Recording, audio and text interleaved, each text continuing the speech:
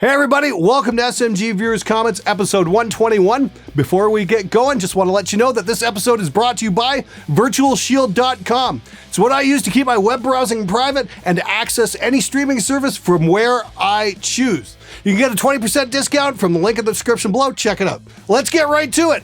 Hey Glenn, I have two questions. One, do you think singing is a natural talent or an ability that you can learn? Singing like Tommy Caverick from Camelot or Fabio Leone from Rhapsody. Two, how many days in advance should I change my strings for recording? I found out that strings don't like to keep in tune when you first change them. Maybe my guitar, maybe the string. I honestly have no idea if it is normal or not. XD. Fantastic questions, man. On your first point, yes, singing is definitely something that can be learned. Remember, your vocal cords are muscles, and they can be developed and they can be exercised. One of the best singers I know on my local scene sang for a band called Betrayer. And he was fucking terrible when they first started. He was just awful. And then he went and took singing lessons and became this amazing singer and did all this amazing stuff and came in with these multi-part harmonies, and he was just fucking awesome and an absolute joy to record. We did a record in 2009 that was actually mixed by Frederick Nordstrom and Henrik Udd. Forever lost, blinded by hate. There's no salvation, no escape.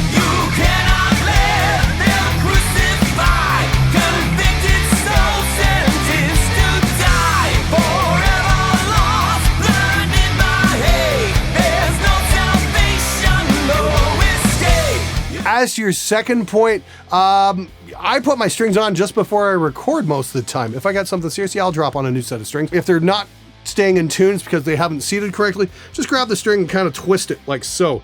And you just want to take your first finger, pull back, and your thumb and push against it.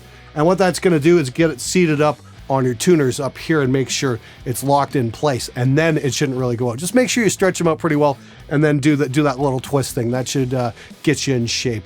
And you shouldn't have any more tuning issues. If not, it might actually be the temperature of your room and the humidity in there and not necessarily the age of the strings. This is it. This is the video that got me to truly understand how live drums really change a recording. I don't know what it is about this one, but great job. Well, it has to do with the drummer. Matt Starr is absolutely fucking world class. When you're playing with Ace Frehley and Mr. Big, yeah, you gotta kind of have your shit together.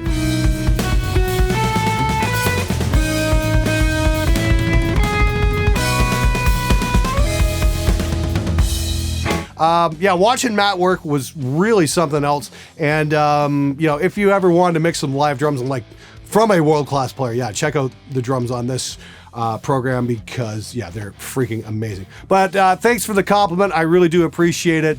And yeah, man, live drums will just give a record life. There's just no getting around it. If you want your music scene to thrive and survive, start by keeping your hands to yourself. Fucking right, dude. The entire video is perfectly on point. Along with violence, the same goes for groping chicks and guys, but I see 99% girls. Lots of fucking sexual assault and general grossness going on in the pits, often with minors. That's not culture. That's an indictable offense. And you're absolutely on point with your comment there. I've definitely seen sexual assault on both sides. I've seen girls get groped. I've seen guys get groped. And yeah, it's really not fucking cool. General rules in public apply even at a show. Keep your fucking hands to yourself. Try and be respectful to one another. I don't understand why people have to be such dicks in public, especially at shows. Well, I don't understand the need for fucking violence either. The great thing about doing that video was the vast majority, I'm like 10,000 of you, gave a thumbs up on that video, and there's a couple hundred who really didn't like what I had to say. And honestly, it was almost like just as bad as some of my religious criticism videos, oh, how dare you criticize this? You don't know what you're talking about. Well, I do know that hitting people's wrong, knocking somebody's teeth out is wrong. And it doesn't matter where it happens. And unless it's a fight in a sanctioned ring with referees and insurance, it doesn't belong at a fucking show. Ever. So in your opinion, who is the most successful band you have had in your studio? Well, I had Randy Blythe from Lamb of God come in way back in 2003. He did some guest vocals with the group I was working with. Does that count? Bands I've tracked, did the first two Woods Vipre records. Those did pretty well, especially on the black metal circuit. And I got to mix a song for Queensryche after their big breakup. I got to do a song for Jeff Tate's version of it. Song was called Everything because the original mixes were pretty fucking shit. A couple of their fans were like, hey, we've done way better with this guy Glenn, and one thing leads to another, and I wound up with the tracks. never got paid. Band's choice. Yeah, look at what happened with Saint Anger. That is so fucking true. Saint Anger, fuck. Look what happened with Injustice for All. That's what happens when you let your drummer make critical decisions to the mixing. The guy with the hearing issues. Oh, I think we should turn the bass down. I think he should shut the fuck up. What was that? Steve Harris and Geezer Butler use fingers while David Ellefson uses a pick. So my 3 favorite metal basses use varying styles, so I personally don't care who uses what. Personally, I try to be familiar with pick and finger playing. Yeah, that's a great observation. One of my absolute favorite bassists, Billy Gould from Faith No More, he played with a pick as well. Great fucking bass player. So yeah, I don't have much patience with the finger playing snobs. It's like, oh, you're playing with a pick. Yeah, so what? He's playing with a fucking pick. Does it sound good? Yeah. Shut the fuck up. Hello! If you had to choose between only using samples instead of real drummer, real drums, or amp sims plus IR of real amp plus cab, which one would you use?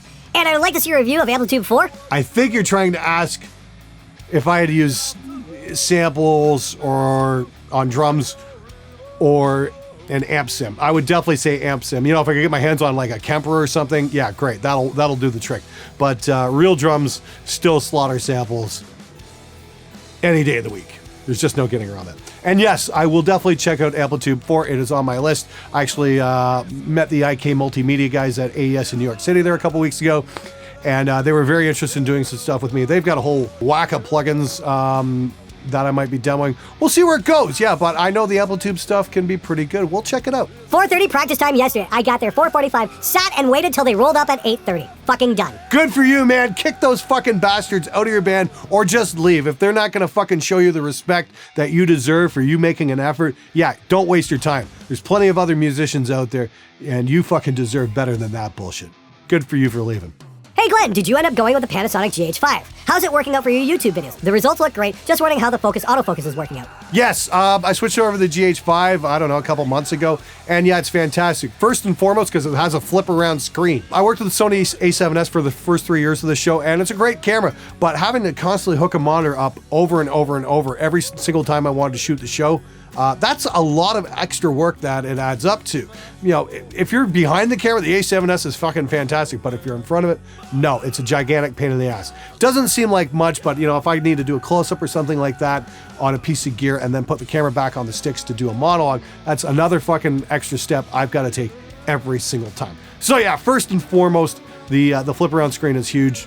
The slow motion on the GH5 is great.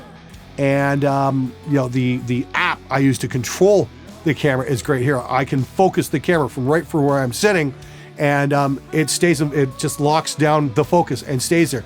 When I shot with my A7S, you guys would see the focus drift a lot because of the track. The tracking kind of sucks on the GH5. I haven't really tried it with the new firmware yet. I hear it's better, but it's got this great little mode where you put it in where you put it in manual focus, and then you can actually use your phone to punch zoom and then find a specific area you want to focus on, lock it down, and away you go. And my focus has been rock solid ever since. So yeah, it's been a great camera. Hell of a stills camera too. Pretty surprised actually by the quality stills on this camera. But for day-to-day YouTube vlogging, it is fucking outstanding. I highly recommend it over the Sony stuff, just for the fact that it has a flip around screen. And if you don't have the budget for a GH5, check out the G7. It's pretty wicked as well for not a lot of money. There's a problem I would like to see you take on. I'm having severe noise issues to electromagnetic interference in my audio interference. I cannot find the source of the issue. Is it a bad interface? Is it bad cables with no shielding, etc.? Being a student and poor, I cannot afford to buy new equipment each time I want to. I would love to know common noise sources in the studio and how you troubleshoot each issue. That's an amazing question. You know, I really should do a dedicated episode on that. Generally, when I have noise issues, first thing I'll do is pull this out. This is an Amtech HumX. That can take a lot of problems out of your situation. I've also got a hum eliminator here. I'm not really using it right now, but it did come in handy for a while. That can be great for getting rid of random buzzes and noises and shit. The other thing you can try doing is make sure all your audio gear is coming out of the same outlet. You know, just run a couple power bars, because if you run audio gear on different electrical circuits in your house, you can get what are called ground loops, and those can be a real big pain in the ass. So yeah, run everything off one power bar coming into one outlet, your monitors, your mics, your interface, all that shit, and see if that clears things up. That should be the first thing you try.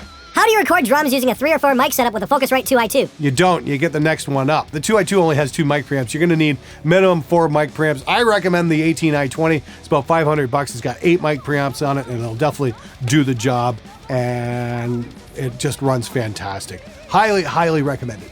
I'm dealing with a useless bass player who refuses to change his strings and demanded to track his parts at home using his crap setup. The sound of his tracks is total shit, and he refuses to track at my studio. It's really bringing down the sound of the record. Is there any way to salvage this record, or should I just accept the fact that this useless sack of shit has ruined it and move on? Thanks, and fuck you, Glenn. Well, Chuck, you can do what I always do in this situation, is re-record the bass lines without his knowledge, and just, show him the mixes. Hey, man, you did awesome. That way, nobody's feelings get hurt. I've done a couple records, and, even in the early 2000s, where the bass player still to this day doesn't know he actually didn't play on the record. Better get a better record sound than, try and make something work that's not going to. I share your pain, man. Been there many, many times before, and I'm sure it's gonna happen again. Oh yeah, I love this fucking job. Fricker, it's time to cut all that ridiculous teenager's hair. Why? I don't get it why some of you guys are obsessed with my aesthetic. It's like I said, if you're into dudes, that is absolutely fine. No judgment. But seriously, if you're looking for pretty, go on Grindr. There's plenty of dudes on there that will satisfy your every fucking need. I've got long hair. You know what? So what? If you don't like it, too bad. Deal with it. Truth of the matter is, you fucking wish you had this kind of hair at age 47. All right, that's it for this episode. Thank you so much for watching. Once again, check out virtualshield.com. And if you want to learn how to get a great sounding drum mix without using any samples at all, check out my Galactic Gypsy lesson. It's got all my multi-tracks and 2 hours of video detailing my entire mix process. It is definitely worth checking out, especially if you're a Reaper user, because it's got all my settings as well. Thanks again for watching. I'll see you guys next time.